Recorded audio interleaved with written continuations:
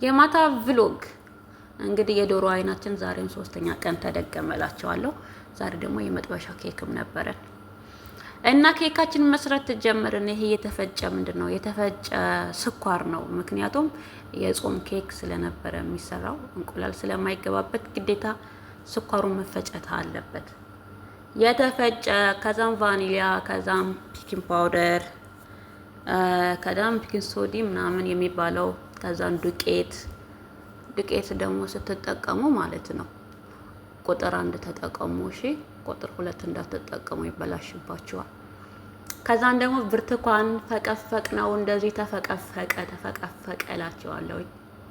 ካሜራ ያየውኝ ነው ሲንጊዜ ተፈቀፈቀ አለቀ። ከዛም በኋላ እዛ ውስጥ ተጨመረ።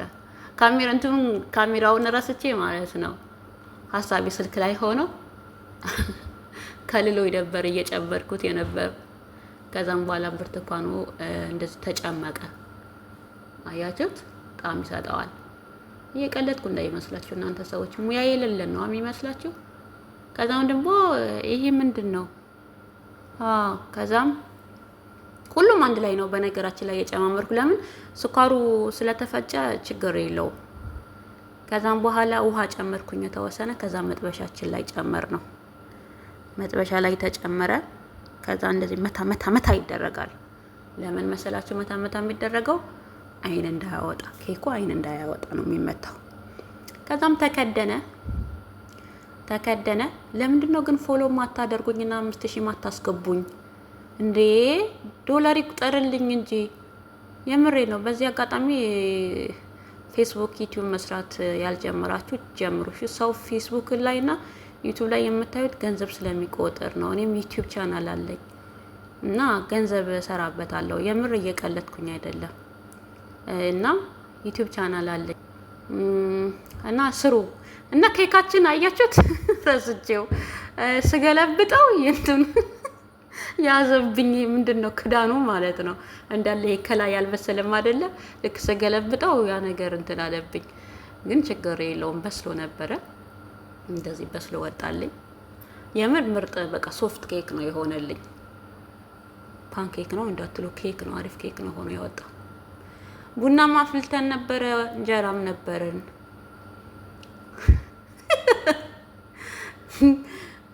ይጣፍጥ ነበር፣ የምር ይጣፍጥ ነበረ።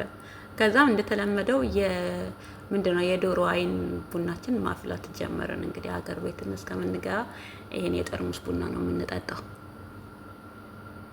ቡናችን ተፈላ። በቃ ቡናው ይጨምራል ፌርሙዝ ውስጥ። ከዛም ትኩስ ውሃ ይጨምራል። አፈላ ነው ማለት ነው። እስከዛ ድረስ እስቲ የኤፍሬምን ሙዚቃ ልጋብዛችሁ። ምን ይመስላችኋል? እናንተም ደግሞ ላይክ አድርጉልኝ እሺ። ከዛም ፎሎ አድርጉኝ 5000 ያስገቡኝ የምር። እናም አላችኋለሁ እኔ ልጅት የኤፍሬምን ሙዚቃ ልጋብዛችሁ ብዬ ኤፍሬምን ሙዚቃ አስገብቼበት ኮፒራይት ጣቢ ያደርገኝስ ምን ይመስላችኋል? እኔ እኮ ያስገባሁበት ትንሽዬ ነው። ምን ችግር አለው ቢያልፈኝ? ደሞ ሲያንቀጨቀጨኝ አምላኬ ይኸውል ነፍሴን 7ኛ ሰማይ ነው የሰቀለው ኮፒራይት ሲለኝ። እና በቃ ልጨርስላችሁ ወሬውን ማለት ነው። በዚህ አጋጣሚ ዩቲዩብ እና ፌስቡክ የማትሰሩ ልጆች በተለይ ከኢትዮጵያ ውጭ ያላችሁ ልጆች ስሩ እሺ። የምር ሰው እየቀለደ አይደለም።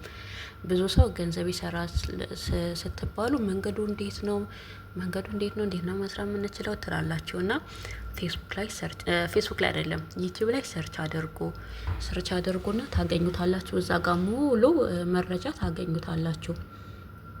ቀላል አይደለም ግን ያው ማንኛውም ነገር ሲሰራ ድካም የሌለው ለውጥ የለም አይደለም። እና እናንተ ሳትሰለቹ ተስፋ ሳትቆርጡ ከሰራችሁበት ውጤት አለው እላችኋለሁኝ። አደራችሁ ስትሰሩ ደግሞ ማለት ነው ሶሻል ሚዲያ ላይ ብዙ አይነት ሰው አለ። ምንድነው ሰው እንዲመጣላቸው ቪው እንዲያገኙ ላይክ እንዲያገኙ ኮሜንት እንዲጻፍላቸው የተለያየ አለባበስ ይሄ በቃ አለ አይደለ? ከባህልም ከእምነትም ያፈነገጠ አለባበስ ለብሰው የምናያቸው ሰዎች አሉና እንደዚህ አይነት ነገር አታደርጉ። እንደዚህ አይነት ነገሮች ዘላቂነት ነገር የላቸውም። በቃ ማላቀም እራትም ይሁን ምሳም ባላቀም ብቻ በጣም መሽቶ ነበረ። በልታን ጨረስን፣ ቡናችን ቀዳን፣ ከዛም ኬካችን እንደዚህ ቆረስን። የምር ኬኩ በጣም ይጣፍጥ ነበረ፣ በጣም ነበረ የሚጣፍጠው። እና እንደዚህ ቤት ውስጥ ይሄ ፍሩን መጋገሪያ ማለት ነው።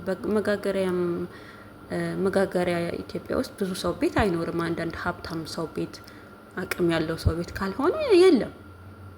እኔ አሁን እዛ ኢትዮጵያ በነበርኩበት ሰዓት ሀብታሞች ቤት ራሱ አይኖርም። አሁን ግን ይኖራል። ምክንያቱም አሁን የሆነ ሀገራችን እየተሻለች እየመጣች ስለሆነ እና ቢኖርም ችግር የለውም። እንደዚህ ፈጠን ያለ ነገር ስትፈልጉ ቶሎ ብላችሁ መጋገር ትችላላችሁ። መጥበሻ ላይ ቡናችን ምርጥ ነበረ። እኔ ደግሞ ስልክ ያወራሁኝ ነበረ። ይህን ይመስል ነበረ። ላይክ አድርጉልኝ እና ሰብስክራይብ